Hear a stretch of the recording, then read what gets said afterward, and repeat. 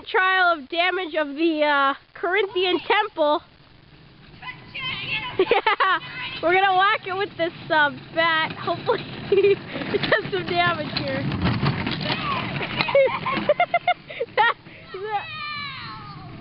that was Ponage right there. Do we do anything to it? Not really. When you drove by, I got the back of Koopa's head when he whacked it.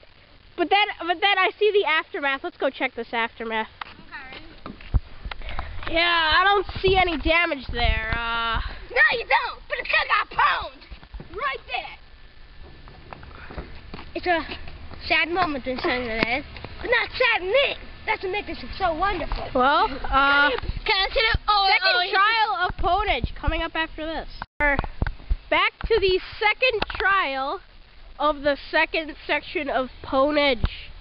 We are now going to attempt to run over a Corinthian temple right there. We got Koopa coming to the bottom. Yep.